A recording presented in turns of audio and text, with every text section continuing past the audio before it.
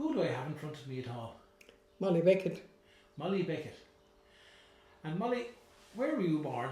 I was born in Seamount in Courtown. In Courtown. And what was your mother and father's name? Mary and Billy Dunnigan. Dunnigan. Mary and Billy Dunnigan. And was there many brothers and sisters? I had 5 brothers and 4 sisters. 5 brothers and 4 sisters. So you were a Dunnigan before you were married? Yeah. And tell me this, where did the Dunnigans come from? Where did the name come from? They came from Bear Island in Cork. And my great-grandfather and a friend of his decided that there wasn't anything doing with them at the time, and they got a punt, and the 2 of them got into the punt, and they rowed in the punt for 6 weeks. And they stopped off at different areas overnight and probably spent a day or 2 in it, but they ended up coming in to the old bar in Courtown. And they walked through the woods and up into Tara Hill. And they met somebody that befriended them in Tara Hill. And they decided to stay there. And my great-grandfather Dunnigan built a house there, and it's still there. And he married a woman from Tara Hill. And my grandfather then, which was his son, and he had a daughter called May and a daughter called Betty, but we don't really know a lot about them. But my grandfather Dunnigan, he came to live in Courtown, and he married my granny, who was a smith from Seamount. And they built their own house in Seamount, a little cottage it was. Now the one up in Tara Hill was a little thatch cottage, very small little thing, whitewash, and it's sitting right on the bank. And there's holiday makers has bought it, and they come every year to it, as far as I know now. Still standing. But my grandfather Dunnigan worked for Lord Courtown. And Lord Courtown had used to have some sort of a business down there where the chicken farm is at the moment. You know where that is? And they used to sell bits and pieces in it. And my grandfather, if you took the money, and then you'd go to the Lord Courtown's house to give him what you had taken, you had to wash the money before he would accept it. So you had a bowl, and the money was put into the bowl, and it was washed before Lord Courtown accepted the money from his employees.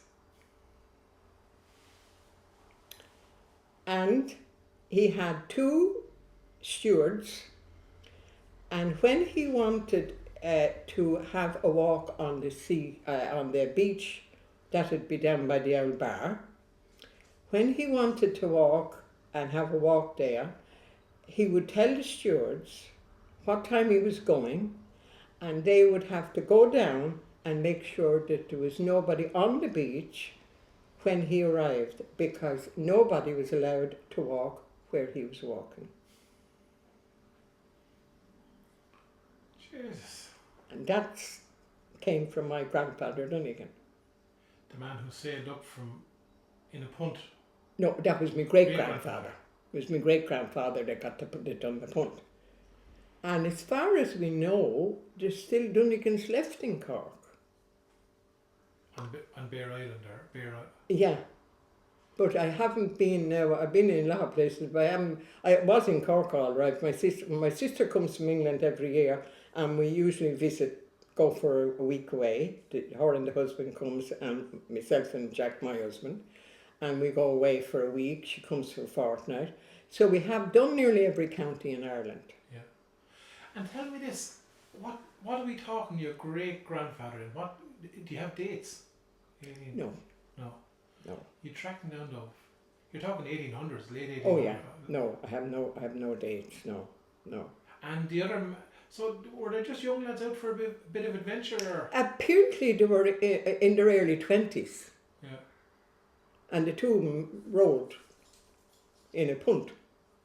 Now, it's interesting way things carry on. Your brother, your late brother, Yeah, he did something similar, didn't he? he did. And my father was a fisherman. And my father travelled the world fishing. And ended up in New York and spent 5 years in it. And there's 5 years between my brother and myself, because that's where he was. Yeah. And he worked on the docks. And he had an accident and he lost 2 fingers. And he was put out in New York. He was deported because he took the compensation. And he come home, and in the meantime, my Granny Davis, who was my mother's mother, was looking after two boys, which was John and Tom, because he had John and Tom before he skipped it to America. As my Granny Davis used to say, only he lost his fingers, you'd have never seen him no more. So he left 2 chaps behind him and went Yes, off to America. I went to America. Then he came back home then. When he was deported. Okay, all right. Yeah. And my Granny Davis was looking after my mother and the 2 boys. Yeah. And then when he come home, he bought a little cottage in Seamount from John Bulger's grandfather, that used to have the hotel, Bulger's at the hotel. And he levelled it and he built a 2-story, which is still there. And then I was the next one born after that. I think he was home 10 months when I arrived. And where was your mother? My mother was there in the house with the 2 boys. And he went off. She never worked. Yeah. From the time that, because my grandfather Davis was a fishmonger and had his own business. And he used to go and bring the shopping to my mother and bring it down to the house every Friday. So he fed the family. Because my father was fishing when he came home, and of course the money wasn't great with the fishing, and in the winter they done very little, and my grandfather Davis kept the family. Used to go and bring bags of flour and whatever. And really, my granny and grandfather Davis reared us all. Yeah. In a sense, like. That was common enough. A lot of people went off to work and they'd leave the children behind. Yeah. Some families, Yeah. families well. Yeah. Yeah, my grandfather Davis used to go out in the morning, and even when I lived there, the pony or the horse used to be down in the chapel meadow, and you'd get up at 6 and you'd go down and get the horse, bring it up to the garage. He had the garage up where this house is built in Riverchapel now, and you'd yoke the horse up and put the boxes of fish into the back and bring it down to the door, and he'd come out and get in and go off at 7:30 or 7 o'clock to sell his fish. And where would he travel selling the fish? He used to go up around Kalena, Ballycanoe, all that area, as far as, Now, he gave his biggest customers was Church of Ireland people, because his name was Davis, and they thought that he was one of them. So when he came home in the evening, you'd have to unload the cart, because there'd be everything and anything in it, eggs and all sorts of vegetables and meat and all that they used to give him, his friends. And actually, my Granny Davis ended up feeding a lot of people in Riverchapel Street, because there was very poor people. Yeah. And Mrs. Kane, who lived across the road from her, and I can still see what happened. I was in the house. We always had our tea at 4:30. And Mrs. Kane would come across the road at 4:30 with a plate and 2 slices of bread to be buttered for her husband's tea. And the woman two doors up, and her name was can't think of it now, Turner. And she used to come across around 5 o'clock and take the tea leaves that we had used for our tea, and she'd go back then and make her tea with the tea leaves. Poor creators. Very, very poor. Now, my Granny Davis, we were very lucky, and there wasn't too many of us, but we were lucky because my grandfather had his own little business. And he was dealing with the right people with his fish. The fish used to come in from Dublin on the train sometimes if it wasn't caught down in Courtown. I'd come in on the train and he'd go in the morning and take the fish off of the train and go ahead off and sell it.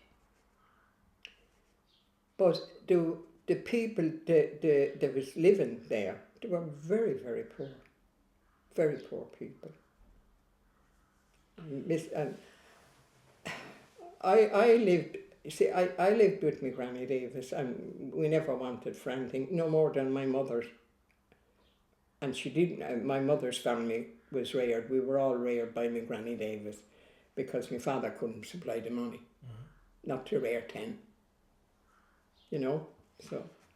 You were saying there was one child was reared somewhere else, was that right?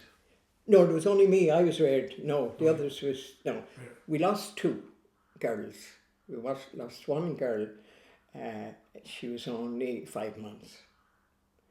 And then my sister Nancy, she died with meningitis at 16. And then the rest of us, you know. But my Granny Davis, they were wonderful people, my Granny Grandfather Davis. Now, I'll tell you a story about my grandfather Davis. When he died, all the people, wardens and all them, came to the funeral, came to the house. The corpse was being removed from the house at 3 o'clock in the afternoon. And Warren came in and he said to Granny Davis, the hearse is pointing the wrong way. And she said, no. She said, it's not. Did you not know that Tom was a Catholic? And they walked out and there was quite a big crowd of them outside, and they left. Never went to the funeral because they never knew that he was a Catholic. They treated as one of his own. And that is why my granny and grandfather done so well, because he was being treated by one of them. And they were all well-to-do people. Had farms and, you know, all had businesses. Yeah. What are we talking? 1940s, 50s? What? When that incident happened? Well, I was 14 when my grandfather Davis died, and I'm 87 now. Okay. Because the night that he died, I had to walk down 3 o'clock in the morning, walk from the Riverchapel down to Whelan's, you know where Whelan's pub used to be? Mm-hmm. For a lend of 2 candles, blessed candles, to put beside the, because they were waking him, going to wake him. And at 3 o'clock, I was 14, and I walked to Courtown to get the candles, and I walked then over from Whelan's to Seamount to tell my mother and father that grandfather had died, and we all went back to the Riverchapel. So if you were born, you're 87 now, so you were born in 1934. 34. So you're talking 1948 then, yeah. Give or take that incident in the 40s. Yeah, those days have changed, haven't they? Well, yeah. Certainly have changed. Yeah. Now, God. So well, I'll tell you another thing about Granny Davis. Yeah. And where did are there many family Davis around now? No. Gone? No. Did they go to the grandfather? Did that name die out then? Yeah, it died out when my Granny Davis died, and my grandfather Davis. He was a Wicklow man. Okay. He was a Wicklow man, and my Granny Davis had a boarding house in Liverpool. And the lads used to come off of the ships and they'd go and they'd spend the night before they'd go out, you know, again. And that's how she met my grandfather Davis. And then Where was she from? she was from Riverchapel. Oh, Her sorry. mother, she was an O'Brien, Okay. and her mother and father is buried in the old cemetery in Riverchapel. One by the National School? Yeah, Yeah. yeah, they're buried there. And but she went to Liverpool, Gaston, place in Liverpool called Gaston, and she had a boarding house. And she only dealt with the lads coming off of the ships, and she got to know them all, like, you know. And my mother and all my aunts and uncles were all born in Liverpool. Okay. And my mother, who was born in Liverpool, lived in Liverpool, met my father because he was the one that came off of the ship. And she ended up marrying him. And then they came back, and my granny came back to live in. Her mother died, and they had the house, and they came back to live there. And at one stage, she ran the Onavara Hotel, or not the Onavara, the Bayview Hotel. Okay. There was a man from Carnew owned it at that time. Yeah. And she went in and she ran that for the hotel for 3 or 4 years. Okay. When she came back from England. So Yeah. So the Davis name went there, and where your granny and granddad Davis, they're buried up in Ardamine here, I'd say, are they? they're in Ardamine. Yeah. Yeah. Yeah, they're buried in Yeah. Ardamine. Yeah. Yeah. They're all and the Dunnigans, they're all in Ardamine. Yeah. Yeah. Interesting. So there's a mix of people coming in, different people coming in at different stages. The Davis from Wicklow, Dunnigan from Cork. Yeah. Yeah. Yeah. And tell me this: with that fish business, did that go when your grandfather passed away? Yeah. Yeah. Yeah. It finished actually a while before he was he was 70. He was in his 70s, I can't remember exactly, he was in his 70s. So he had given that up a couple of years before, and nobody actually took it on. Yeah, yeah. You know. And that's interesting that we were actually getting fish from Dublin and selling that, moving that on. Yeah. And I suppose fishing locally, they would be only catching herons come. That's all. That's all. October, you see, November. in that time, they only fished for herrings. They didn't fish for anything else. Yeah. And my father had a boat, and he used to fish. Yeah. The boat was called Mary Ellen, and but in the winter, you see, there was nothing. He'd get the dole, and I think the dole that time was 8 shillings. Yeah. So it wouldn't feed 10. Yeah. Like, you know. And was there a social welfare back then? Yeah, you used to go to Gorey on a bike. Right. And the problem was, sometimes he didn't bring no dole home because he went into the into the pub at the bottom of the town, and he didn't bring the dole home. And that's when there'd be rows, and my mother was a very, very soft woman. I'd have thrown him out before she did, but she was very soft, very quiet, very passive type woman. But my Granny Davis used to be given out about him, you know, that with him. But when they done the fishing, they used to go into Whelan's every Friday night, and they used to do the payout in Whelan's on a Friday night. Where's Whelan's, can I ask? Now it's the 19th. Okay. It was the 19th, yeah. And that's where they done the thing, and he got 3 shares. And Joe Sinnott was with him, and Tom Turner, and one of the Sinnotts, Paddy Sinnott, I think. The 4 of them fished. He had the 3 of them, and he got 3 shares. He got 1 for himself, 1 for the boat, and 1 for the nets. Oh, right. Okay. No, he done well, didn't he? Yeah. So he done well when they were fishing, like. Yeah. He done well. Yeah. And but he went to the Tara Bar every night. And he'd go out at 10 o'clock and he'd come back at 11. Right up to the time he died. He'd only go out for an hour? Yeah, only went for an hour. Oh, all right. And Joe Sinnott would meet him there, and Tom Turner would meet him there. Yeah. And the 3 of them sat in the same place every night. And in the summer, when the visitors around, the barman would say, you can't sit at them 3 seats there for the locals. So they weren't allowed to sit there. That's lovely. Yeah. And is that bar still there? Yeah, it's the old bar at the Tara Bar, opposite, down next to the old ballroom. Okay. It's actually Doyle Ballygarra owns it. Okay. He's doing the hub. Okay. It's going to be opened, I think. Yeah. It's done a big job on it. Wow. Yeah.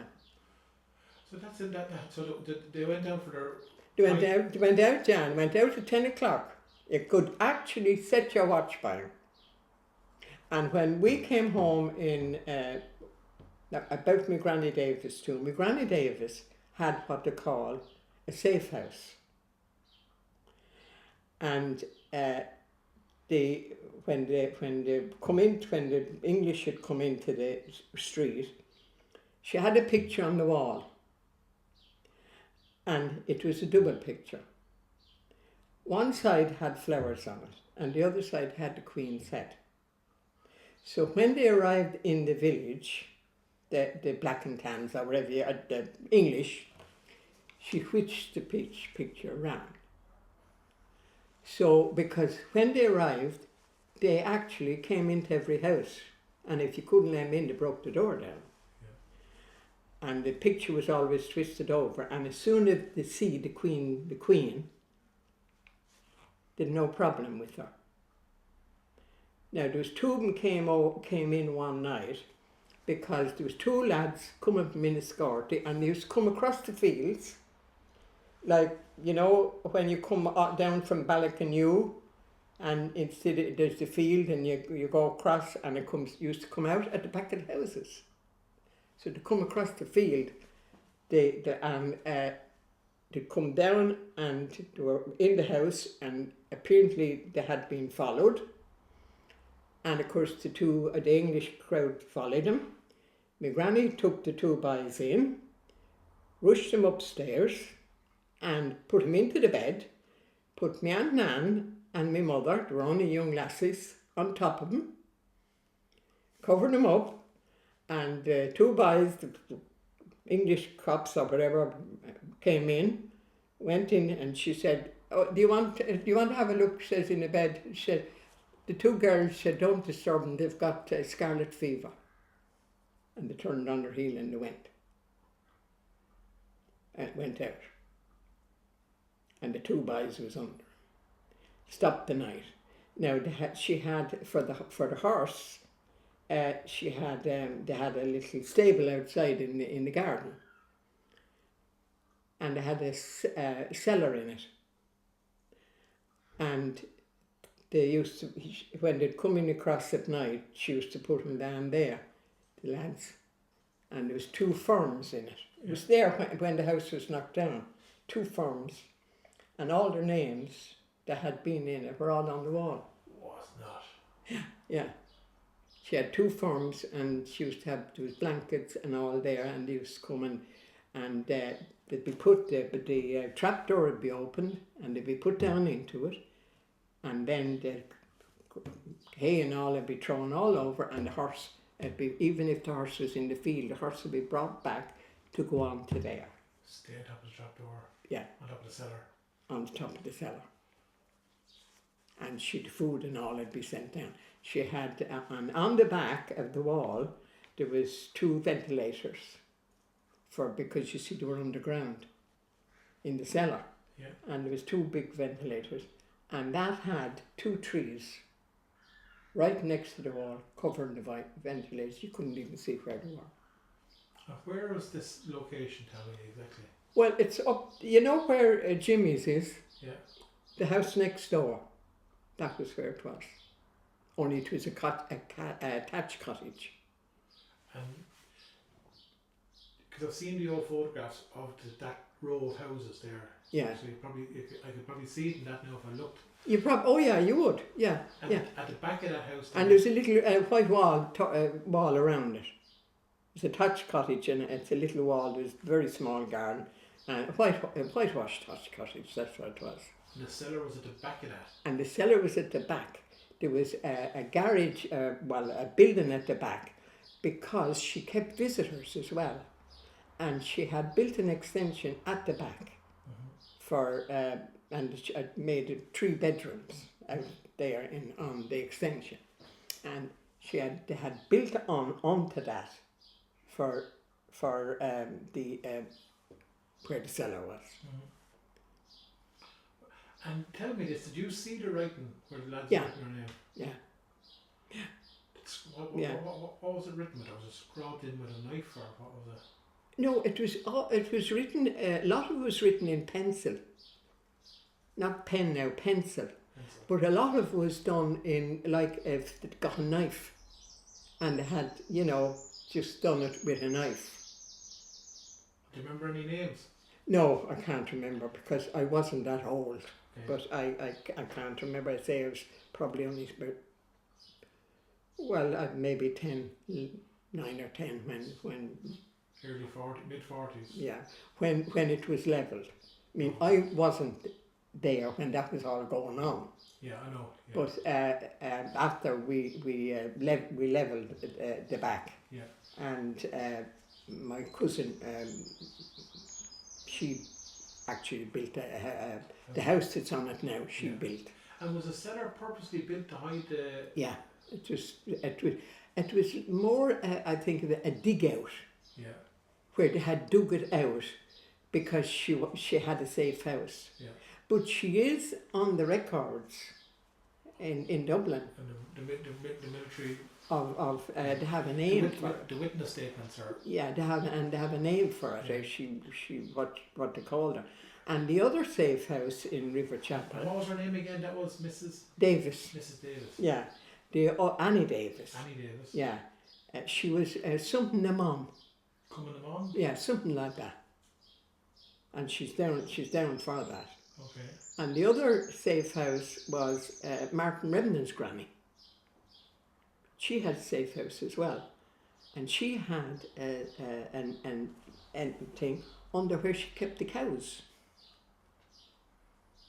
She had an opening for, and they went in where the cows was on the top, because they had little farm, the Remnants. There on the corner coming down the hill. Was that Redmond's where they used to have a little electrical? Where is this? No, it's in Riverchapel there. It's actually it's just up there. Yeah. Yeah, it's backing on to these houses. Redmond's. Yeah. And who's there now in that location? Well, I don't know whether, I think Johnny Remnan owns it. Okay. Because the daughter has the garage across the road. She has hairdressers in it. Okay. And what was the Redmond man and woman's name again? The safe house? Well, I don't know what Mrs. Redmond's name was, but I know that she had a son called Patrick. Okay. And the other son was called Joe. Okay. Joseph. Oh. And their safe house was another dugout cellar type thing? And that was under the cattle, under where she had the cattle. All right. Yeah, that was the safe house as well. Yeah. And when the picture frame was turned around when the Tans had arrived, that was in your grandmother's house as well? Yeah. And did she let it be seen that there was a picture of the Queen? Oh yeah, knocking on the door? Yeah, she had a little hallway, and a very small hallway, and there was a glass door, and you stepped down the step into the living room, because there's no such thing as sitting rooms or anything. It was a living room, and the range was in the, Yeah. And when you stepped down, you could see the picture was right in front of you. Yeah. That's brilliant. So as that when they came in, the first thing they spotted was the Queen's head on the picture. Yeah. Any other stories like that with the Tans? Did the Tans raid any other houses around here, or? Oh no, they done them all. Yeah. Oh, they were brutal people. The English were brutal people at that time. They gave the in the Riverchapel. They were brutal people because they were looking for the Irish soldier, or whatever you like to call them. The IRA. The IRA. Yeah. And did you ever hear any names? These are all in records anyway, but just growing up, like I know that my own grandmother's first cousin Joe Quincy was captain of the IRA in Kilmuckridge Company. So, all the names are there now. We know who they are, give or take. Surely there was Was there a Jack Bulger involved in here? Was there a bank called Jack Bulger? Did you know him? Well, there was Bulgers. Yeah. There was Bulgers. Bulgers, they called it Pig Bank, and that was across the river. Bulgers. But I wouldn't. I remember old Mrs. Bulger, and then there was Dick Bulger. He was a son. He went to live in Ballygarrett. I think he married a girl from Ballygarrett. Yeah, that's Dick. Yeah. And there was Tom Bulger. I can't really remember now. Yeah. There was a big family on him. Yeah. Yeah. I know Granny's grandmother was a Bulger, and she had some relation Bulger Riverchapel who was involved in the war in that time. Yeah. It's interesting now.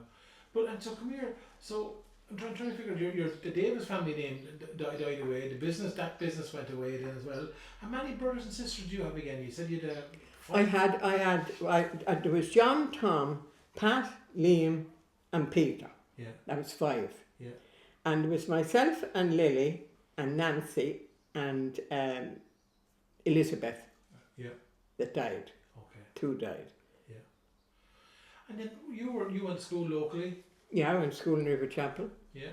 What age did you finish at? I finished at 14 and went to work. Yeah. And went into the Owlert Hotel and what was it called? The Owlert? The Owlert, the Owlert, yeah, it was bought, the tourist board owned it, and they brought the women in to train them how to deal with hotels. So you were trained to be a waitress or a cook or whatever. I went in as a waitress, and the waitress was they were called silver service waitresses. That's what we were called. You had to learn how to be a silver service waitress. That you had to deal with the silver that was, and how to lay it out on the table and all that sort of thing. And then when I done my training there, I went in and I worked in the Marine Hotel for a couple of years. And then I went to England. For work? I worked in Dublin for a while as well, a couple of years, in South Seckler Road, and I got a bit fed up with that, and I went to England then. I had 2 cousins over there, and I went to live with them. What are we talking? Late 1950s? I know I had my 21st birthday in England, so I think it was about 19 or around that when I went to England. So 19, and then we were born in 1930. Yeah, 34. 34. So around 1952. Yeah. Would that be right? Yeah, that'd be about right, because I got married there in 1957. Okay. 1950. Okay. And I had 25 years there, and I was a seamstress in Marks and Spencer's. Right. I learned to be a seamstress, and I made all the clothes and for Marks and Spencer's. And as well as that, I became a convener for the union, and I worked with the union, and I loved it. Yeah. Done a lot of work with the union, and I could be called out at 3 o'clock in the morning if there was a dispute somewhere, and the taxi would bring me to wherever I was going to settle the dispute, and got great money for it. And my mother and father then became old, and I decided that in 1976 I'd come home, and I had made my money in England, and my husband had as well. He worked for a ball bearings factory. Yeah. So I made the money and come home and bought a little house in Cement, and then had my house done and never had a mortgage. I made my money in England. Yeah. I will have to say I made my money in England. Yeah. But I loved the work that I done, and I met some beautiful people. Yeah. And some lovely English people. Yeah. I still contact them, and actually they came over and had a week with me, like with summer and that. Yeah. And I met some lovely people. Where were you in England? I was in Nottingham. Oh yeah. Yeah.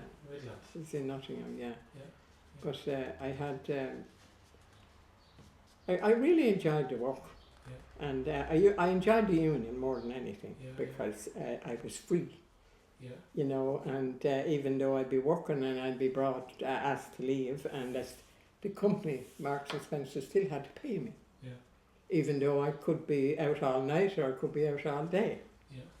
And but I still had to be paid by them, and I also was paid by the union. Yeah. So you came back here in 19. That's a good way to go too. I came back in 1976. Yeah. Yeah. Back here then. Yeah. Yeah. Yeah. And never wants to go back. Did you ever think about going back? No, up to the last couple of years, I've been going back probably 3 or 4 times a year. Yeah. You know, my sister and my daughter, she's over there now. Yeah. Even though I had 2 of them, boy and a girl, Paul and Eileen, and Paul stopped, but Eileen, she found that she wasn't getting the work that she wanted, and she decided to go back and live with my sister. And she got married over there, and now she has 2 daughters. Good. And the funny part about it, she's in the same position now as I was. She runs the union. And she has a great job with them. Yeah. You know? Yeah. So she's hopefully she's coming the 1st of August, her and the 2 girls. And how do you think do you ever consider how you got the job in the union? Are you a good talker, or are you? well, I was working, you see, Or a good listener? I was working in the clothes, making clothes, at the factory, and I was a machinist there. Yeah. And the girls, we were paid on what we'd done, not on, you know, depending on what went out. And the girls kept saying to me, yeah, we should do something about it. Like, we're here all day, and there's some days if the work don't come to us, we don't do it, you know, and we're not getting the money. And they just said to me, would you like to go in, like, and see if there's anything we can do? So I said to him, well, I don't mind. And his name, the manager, was Mr. Pugh. So I went in and I sat with him and said to him we weren't satisfied and about it and all. And he said, well, there's nothing you can do about it. If you want a job, you've got to deal with it and that. And when I was coming out of the office, there was this man going in, and he said something to me, and he was a union man for clothing, whatever they call it, can't remember now. And I said to him, can I have a little chat with you? And he said, yeah. He says, come outside.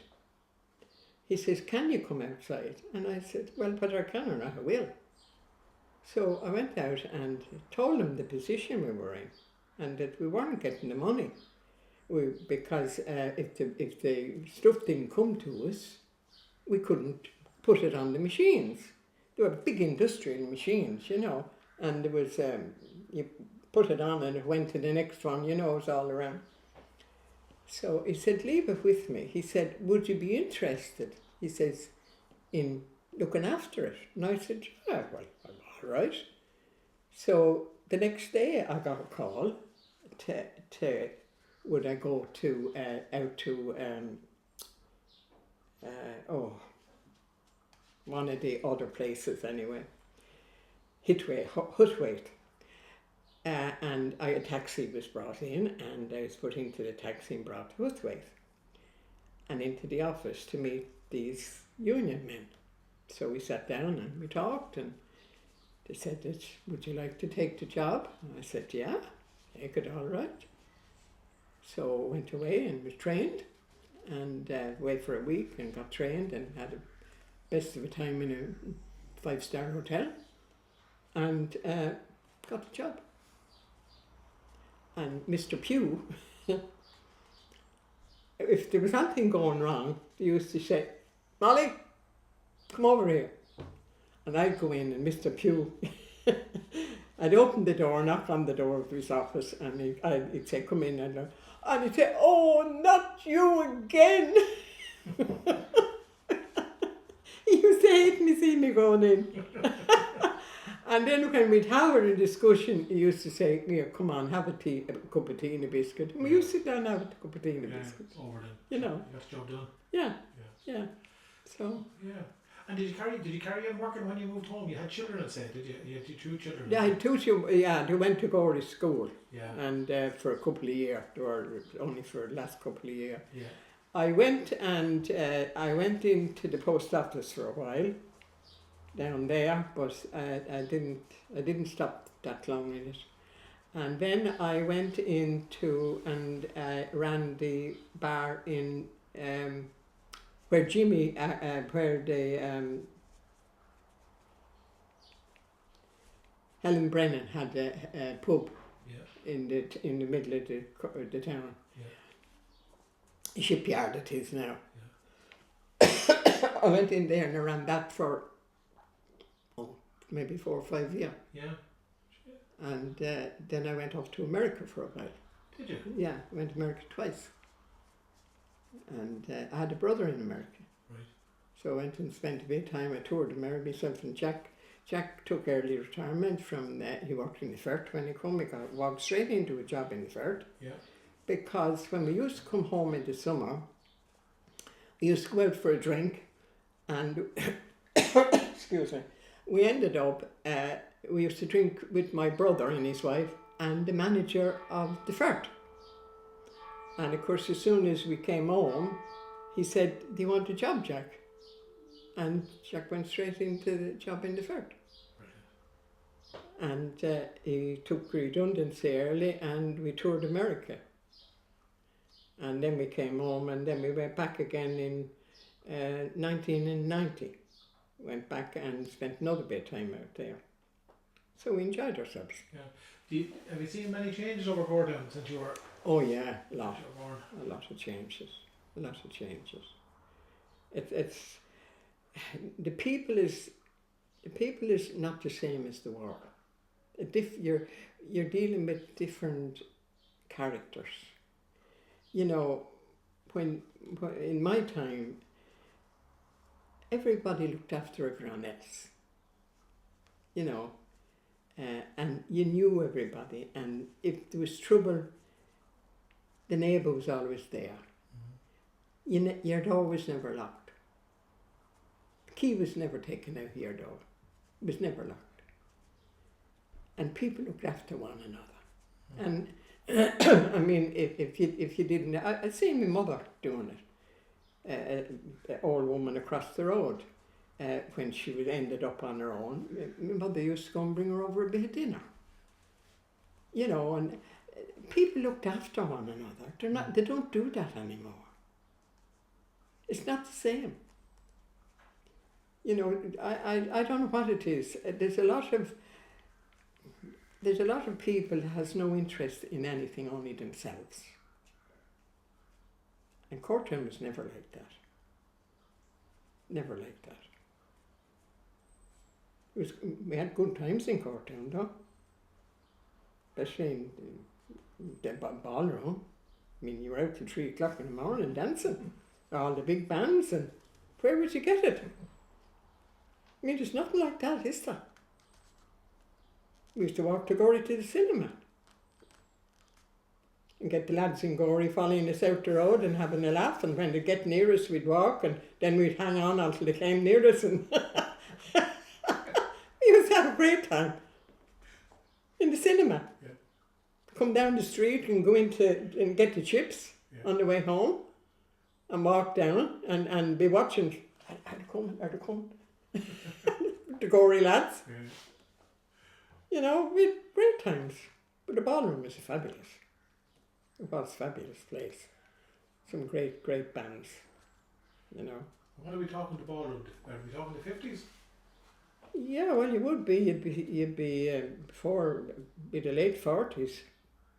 Late 40s, yeah. You used to have all the big bands in it. Joe Loss and all them were in it. Used to come from England. Yeah. And what they call him, Donegan, what's his name? He was in it, and he came from Cork. Yeah. He was a great crooner, wasn't he? Lonnie Donegan? No, not Lonnie. Val Donegan. Val. Yeah. He came from Cork. Yeah. And he used to come for the summer.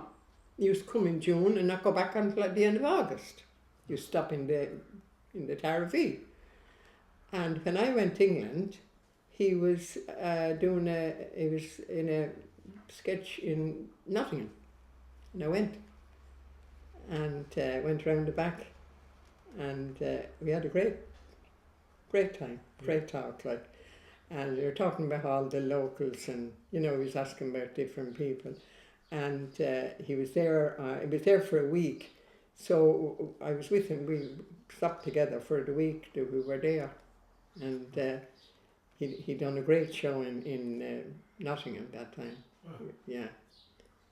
And he didn't come back to Cork. He died in England. Oh. Yeah, he got married and he died there. But he was a fabulous singer. Fabulous singer he was. Do you sing yourself at all, or were you interested in any of the old ballads at all, or do you always song? I was a singer, and I sang in England in bands. And I went to RTE, and I done a couple of gigs in RTE, singing. What kind of songs were you singing? Were you singing the old ballads, or were you singing? No, I'm a bit of a soprano. Yeah. Yeah, and I done it in England. Went in several competitions there and singing like. And I sang in the choir here for years as well.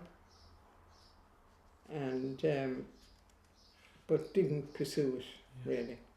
I should have done, but I didn't. Yeah. But Dr. Connolly, he was a doctor in Gorey at the time, and I was in a concert, and he came to the next day, and he said, I think you should go and get a bit of training. And I said, where? And he said, RT, and he made the arrangements for me to go to RT. And I went and I had a few sessions there on training, and it did do me good, all right. It showed me exactly how to use my voice, but I didn't keep on. I should have done, but I didn't. Do you sing now? Not very often. Will you sing a bit for me now? Do you You won't. Oh no, I won't. Do you ever go on? There's not much that there's a few bits that I used to sing at one time, all right, but what were they? Well, I was always very fond of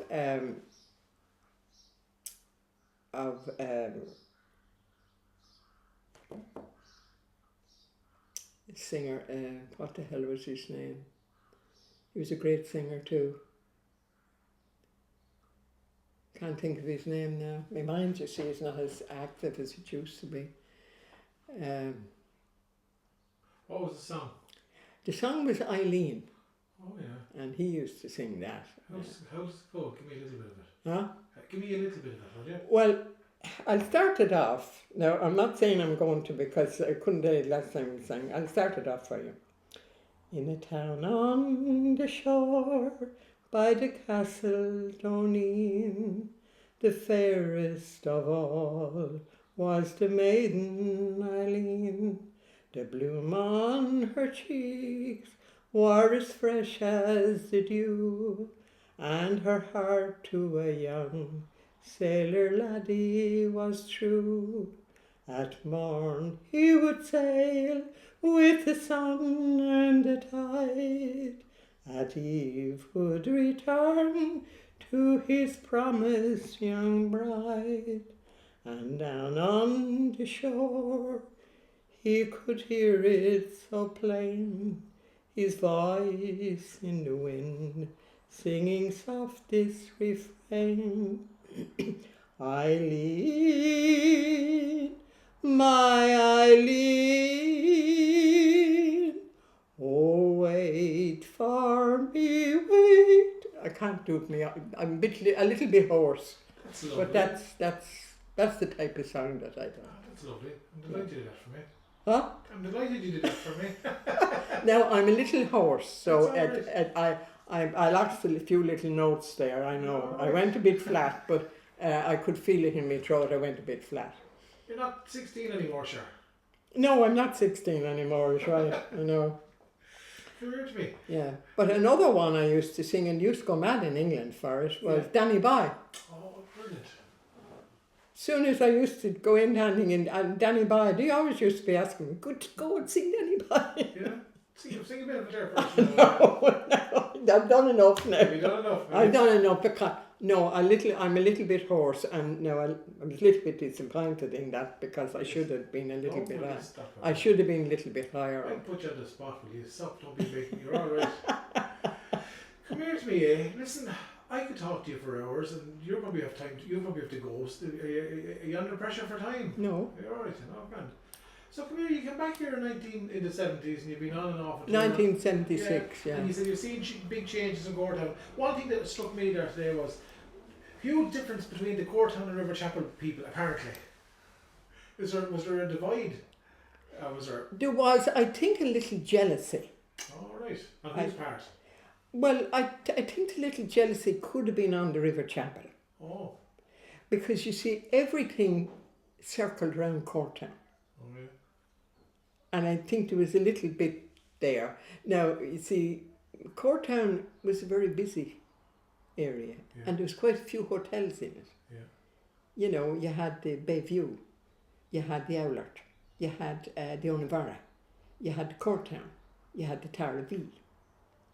But there was no hotels nothing up here. So I think there was that little bit of, and everything seemed to circle around Courtown, not Riverchapel. Because Riverchapel only existed of the street. That was Riverchapel. There was nothing else there. Yeah, and how did we get such a clear two places so close to each other? Like how did the settlement form? When do you know, was it based around the school, the primary school, or how did it develop? Where was the post office? The post office was in the Harbour Street. Down by crossing the toilets there. No. The post office was where next door to the 19th. Aye. Where there's a shop there. Bubbles has it. Pat Byrne has it. Yeah. That was the post office. That was the original post office. And then it moved. And Jim from Ballygarrett, what was his name? Jim Sinnott. Yeah. He had the post office there. And when he died, because he got drowned, he went out in a punt and it turned over, and he got drowned under the banks at the beyond the bridge on a summer's day. And he was Vida Sinnott didn't keep the post office on. And that's where Lily Dunbar came in. And she took it where it is now. Up to where it is now. Yeah. Now, that's as far as I can go with the post office. Yeah. Now, whether it was somewhere else before, Yeah. I don't know. And there was no church in Cork. That's the other thing as well. The settlement here was based around, there was a church. So you would have had the old church was burnt down in 1788. That's right. There's a chapel. Yeah. And then where after that was burnt down? What chapel? When was it Riverchapel built? Was it after that? Then? It's up on the thing in the chapel. Now that was built by voluntary.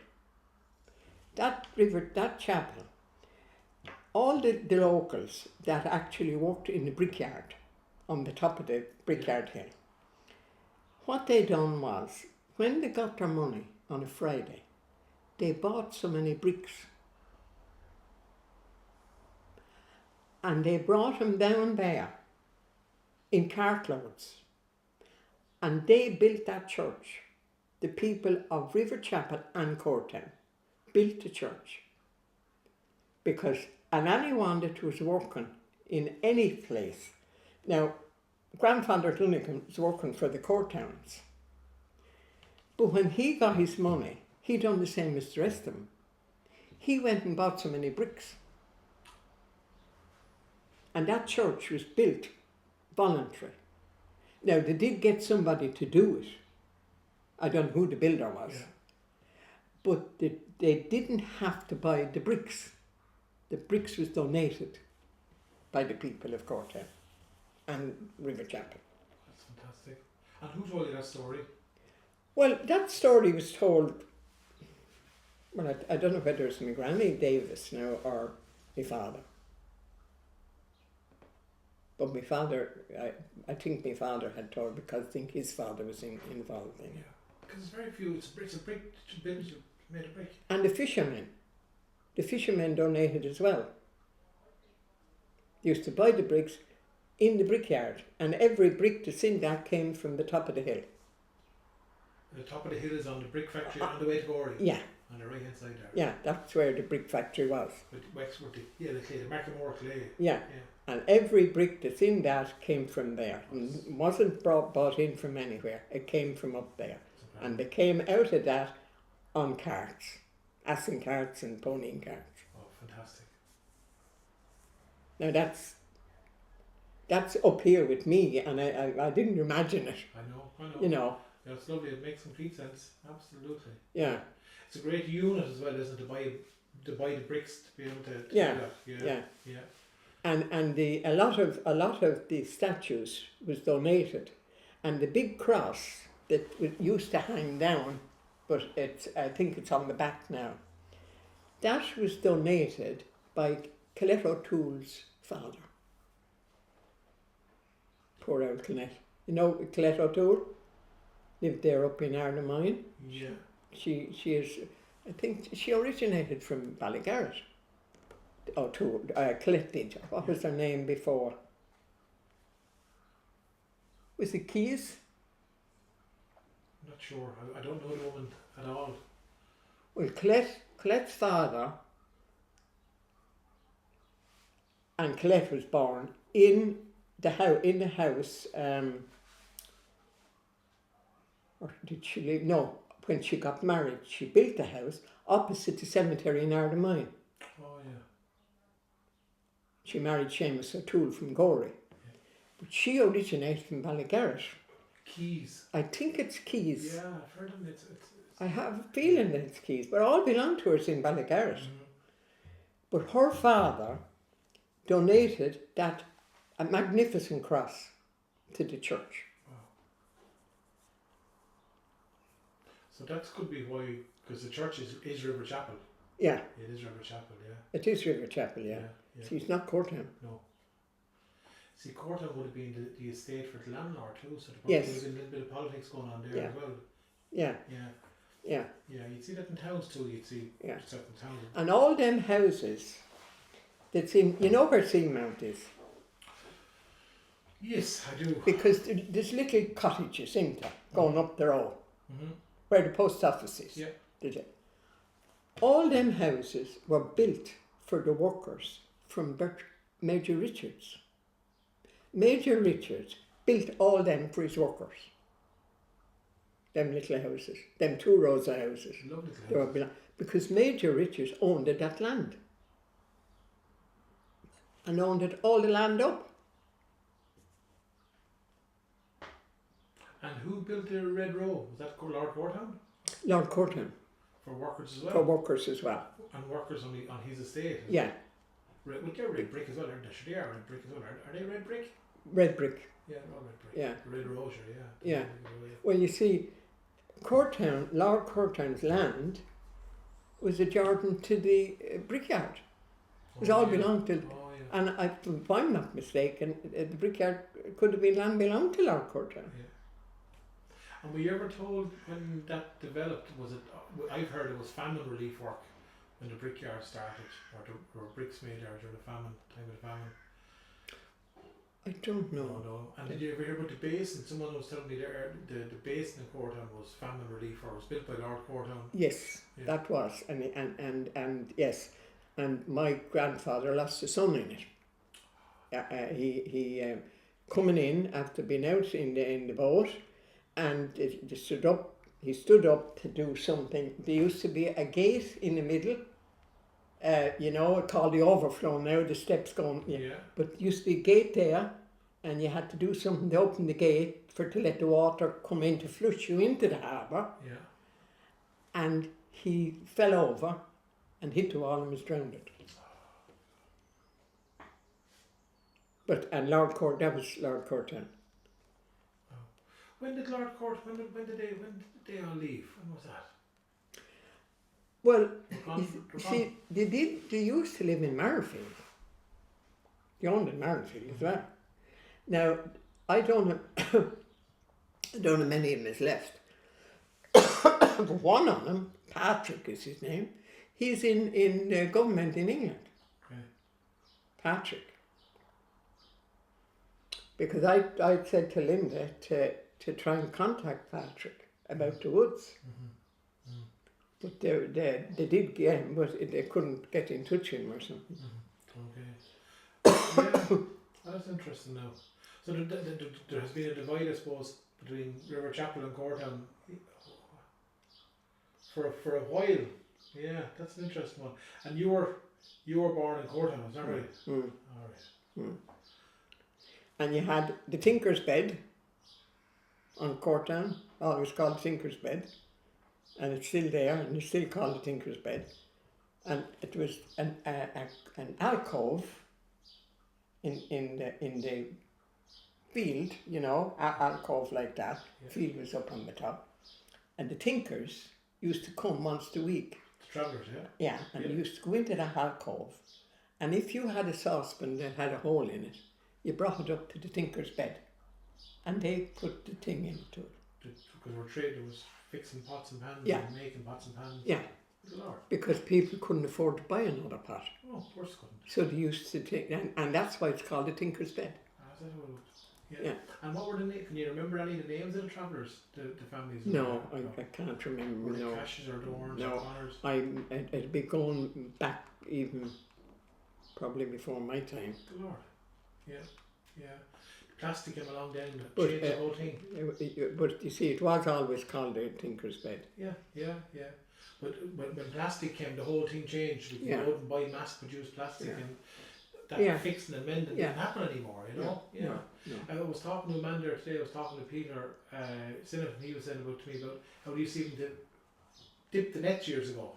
To dip them down, they used to dip them in some kind of substance to coat them. The cotton nets, the old cotton nets. Oh yeah. Hang up on a piece of galvan. Yeah, that's right. Yeah. Oh, sure, the nets used to be hanging everywhere over at the far side. Yeah. And my father would come in at, they'd go out at 4 o'clock, and they'd come in at 8 o'clock, and you had to be there. Myself and poor Nancy, who died, she was always over there, and we had to shake the fish off of the nets while they went to have something to eat. Yeah. My mother had to have the tea ready, and you'd shake the nets.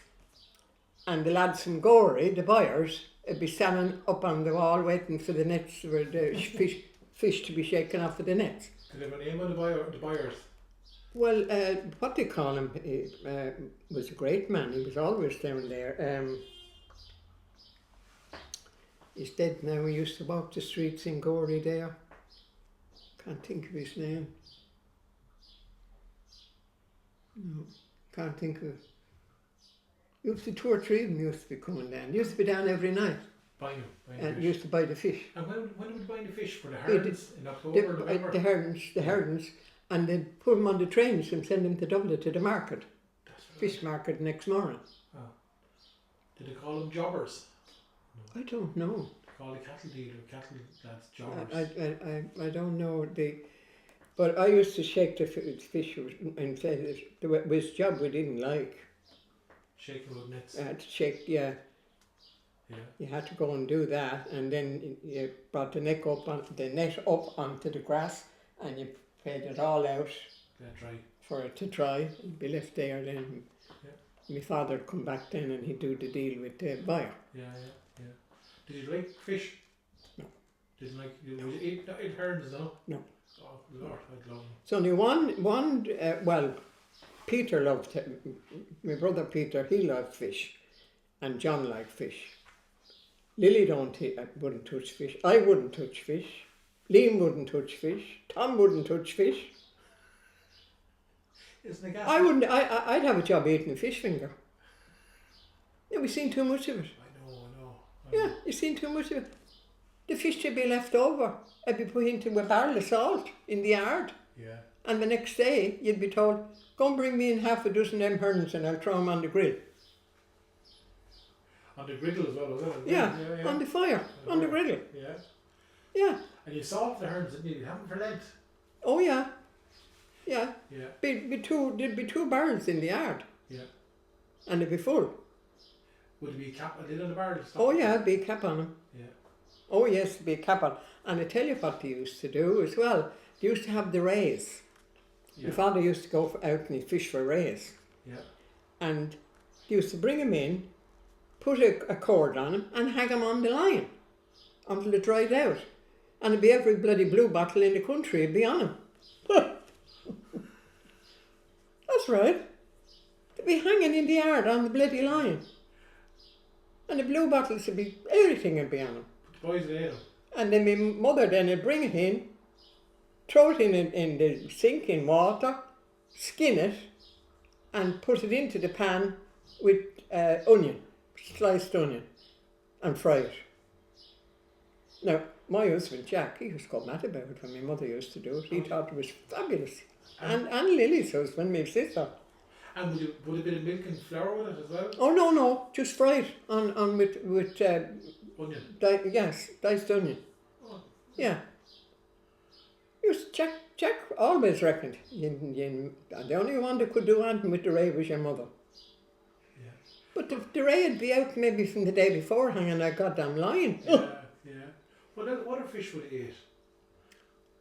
Well, it'd be mackerel. Yeah. It'd be another one that they'd have. Yeah. Did it smoked mackerel at all? Or? Yeah, they'd eat, yeah. Yeah.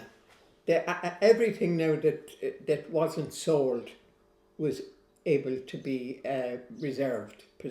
Yeah, preserved. And where did you preserve? Did you use like my mother-in-law in Ballygart, they were not between Ballygart and Muckridge, they were cooking on the open fire, 50s until the gas cooker came along. So where would you put the fish up the chimney or? Yeah, well, we were had an open fire as well. Yeah. There was a big open fire and a thing coming down and used to hang the pot on it. Kettle, yeah. Yeah. It'd be hanging out of the thing. Yeah. And where would you smoke the fish? Up in the chimney. Up in the chimney. You'd head them and gut them, would you? Yeah, and my Granny Davis used to keep pigs as well. Yeah. And at the end of the year, this lad used to come and kill the pig. Yeah. And it would go up into the chimney. Yeah. The two should be cut down the middle. Yeah. And the two sides would be put up the chimney. Up like that. Yeah. Yeah.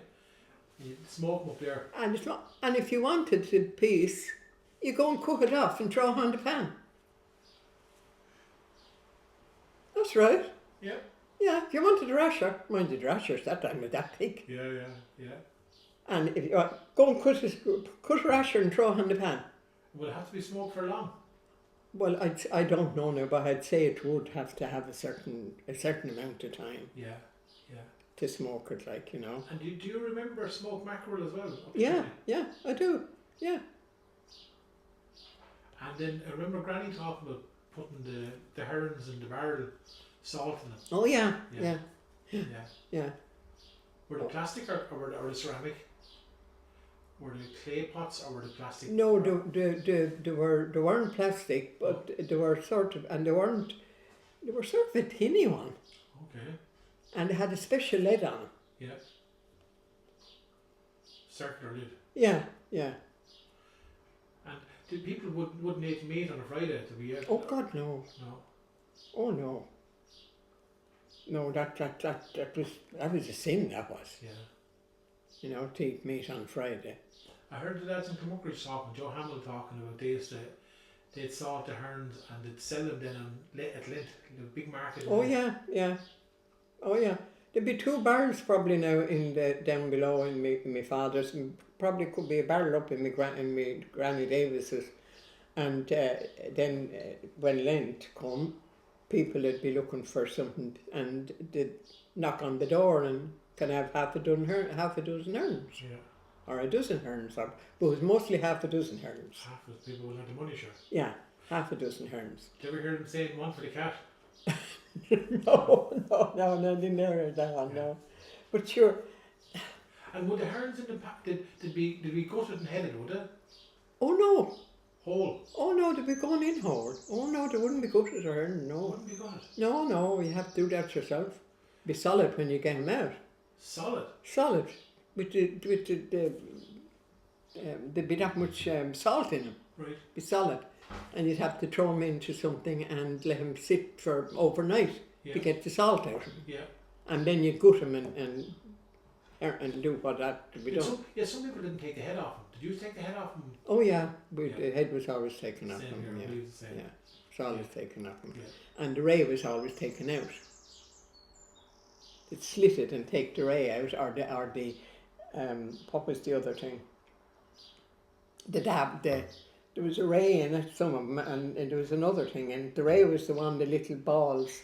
It was a pea. Pea, yeah. Pea in the melt. Yeah, and they melt. They used to slit it and take the pea and they melt out, and sometimes they'd fry it. Oh, it should be there. Yeah. Oh, I love the pea now. Yeah. Yeah. Yeah, well, they used to throw the pea slit it and take the pea out and throw it on the pan. Yeah. Do you ever remember years ago as well taking the the bladder you throw it onto the fire as a child? The name escapes me now. We stood as children. You take it out, you throw it on the fire. No, it's gone to my head, and it pop up like a balloon. Oh Jesus! No, it was a bladder, but anyway, it was a name. Yeah. Anyway, that's gas now with the fish. So people, you do remember people coming for looking for fish. Oh yeah, half a dozen herons, yeah. Wow. Do you ever see them not fishing on St. Martin's Eve, the 11th of November? That wouldn't be day, they wouldn't go out. No, Patrick, my brother was born on St. Martin's night, and my Granny Davis, she got really upset over it because they called him Pat. And she said, "What are you thinking of? He was born on St. Martin's night and you call him Pat." And she never forgave him for it. Never forgave him. That was the 10th of November, or the 11th? 10th? Yeah. 10th of November. He was born St. Patrick's night. Or Martin night. Or St. Martin's night. Yeah. But I have a feeling my father was out fishing that night too. Jeez, worse again. I think he was. Lads in Courtown and other parts. I know there was an awful big row. There's an awful big row over it. Didn't they go that night?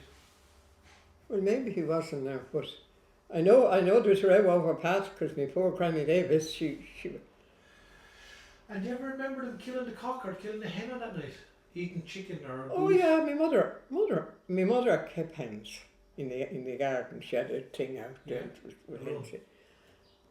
And on Sunday morning, if she hadn't got hunting for her dinner, she'd go out and she'd kill the hen, skin it and bring it in, wash it and throw it in the oven. Mm-hmm. Yeah. Do you ever remember them killing, in some parts of the country now, maybe northwest Wexford and certainly over in the west, they'd kill a cock on St. Martin, cock or a hen, they'd always have some on St. Martin's night or St. Martin's Eve. Did you have that? No, I never remember anything like that. And they'd sprinkle the blood and they'd mark the blood on the cross and their farm. and stuff No, like I never remember anything like that. No. You remember the Maybush here though, don't Oh, you? I remember that. Yeah. Where was the Maybush here? Maybush used to be down across in the wood at the river there, opposite Dunbar's. Mm-hmm. We used to be in there. Yeah. With the Maybush. Did you decorate it? Oh yeah. We used to decorate it, yeah. I got an awful fall one night too. I was being clever and I decided to climb the tree. We had done the Maybush and everything was going all right, and of course thought myself a big fella now and then the dad made to go to the top of the tree, so I went to the top of the tree, fell down there of it into a bunch of nettles. Oh, I was in some state. Had to get the doctor. Did you? I was covered in nettle stings. Oh, shit. I fell right into the bunch of nettles. How old were you? I'd say it was maybe 7 or 8. Oh Jesus, poor Leo. Yeah. Yeah, and the main bush you used the forest bush, did you? Yeah.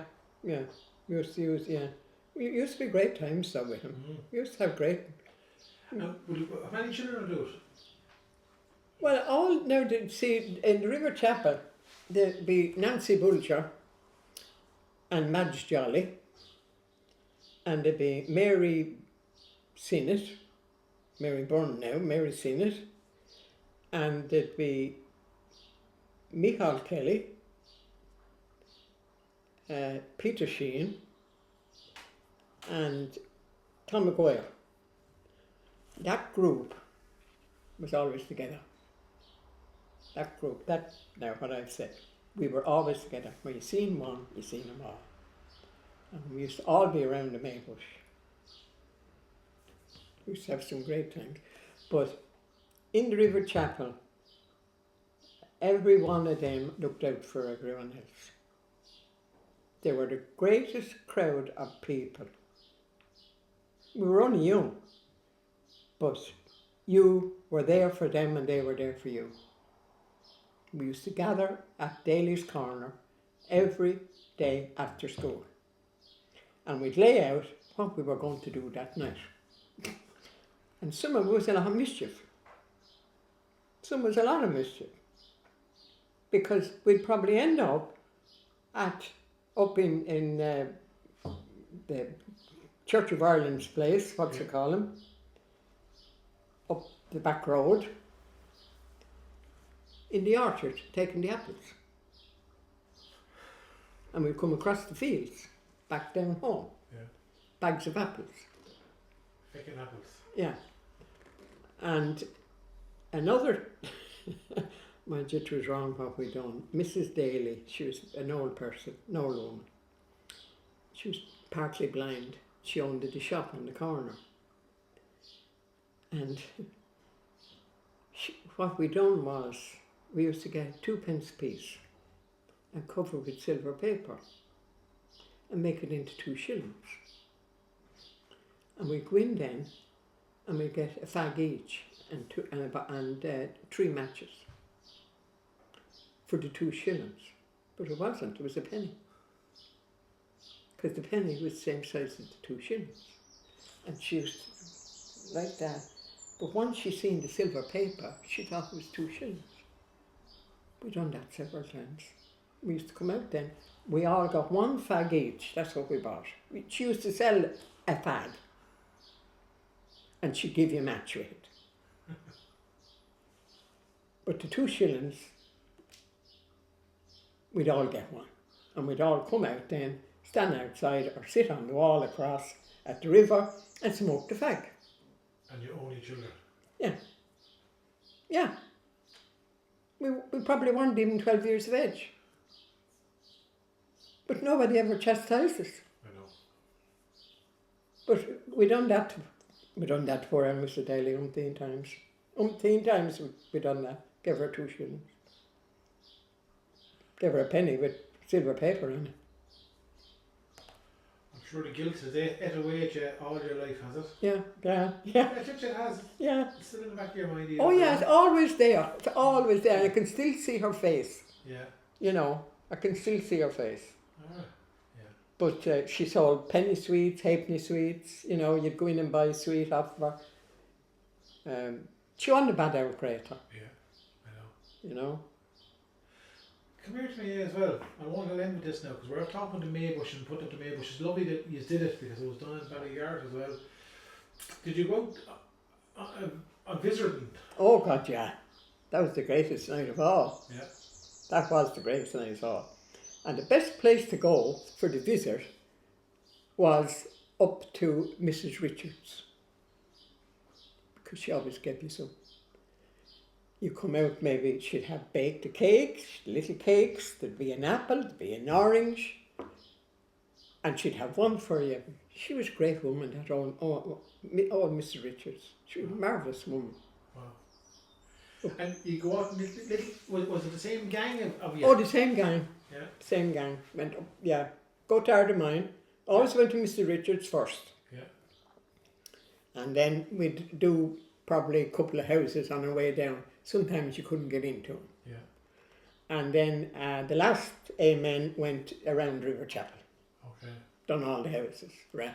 And then before we went home, we'd sit on the wall and we'd have a look at the bag to see what we got. Oh, sure. See, did you get more than me? Yeah.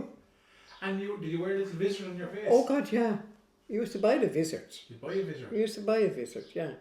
Would you make one up of a little cornflakes box or anything like that? No, well, I suppose we probably did at times, but the thing was, in most of the cases, the visit that you had this year, you had it next year as well, because you put it away. Now, by any chance, would you have any of your visitors surviving now? I wouldn't think so. And what kind of visitor was it? Huh? Was it plastic or rubber? Well, the ones that you buy, now, you didn't buy them too often, but if you bought one, it'd be like a hard cardboard. Hard cardboard. And you'd all have a visitor on you? You'd all have a visitor on. And you'd all be dressed up in different clothes. Owl clothes? Owl clothes, yeah. Probably dress belonged to your granny down to the floor and, you know, that sort of thing. Yeah, yeah. You'd be dressed up as that. Hump on your back? Yeah. Oh, yeah. You'd great times, really. And how old were you when you were going out on the visitor? Well, I'd say that I probably started when I was about 6. Jeez, so that young? Yeah. So that was 1934 you were born? Yeah. So 1940? Yeah. Oh, that's great. Yeah. Because I was very tall. I mean, I was, when I was 12, I think I was 5'4". Oh, okay. Because they used to give out to me because they couldn't get clothes to fit me. Yeah. In price range, you know. Yeah. And now Peter Sheen was tall as well. Nancy Bulger was. Nancy is still about the same as me. Now Nancy is 89.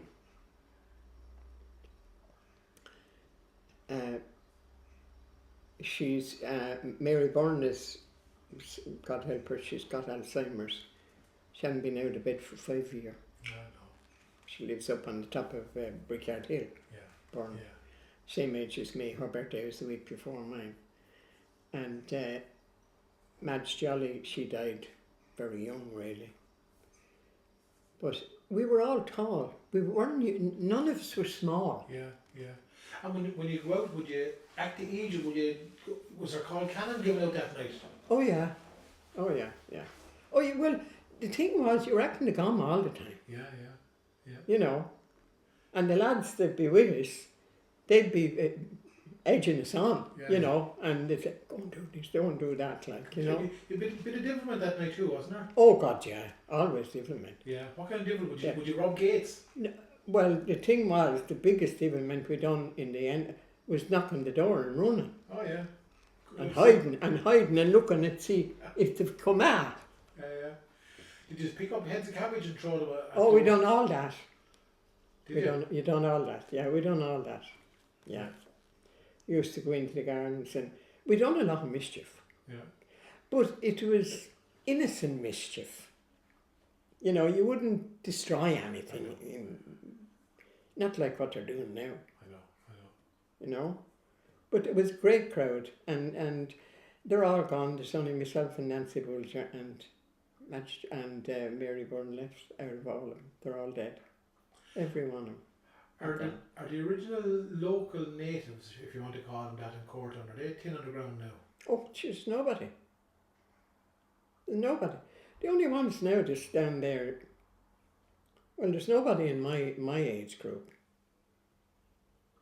Really. May Chambers now, she's 90, all right, May is. But other than that, there's nobody in my age group. At all. They're all gone. So. Yeah. And as soon as this pandemic joke is over, sooner the better, so as I can get back out onto my routine. Because I played cards 5 nights a week. Good woman.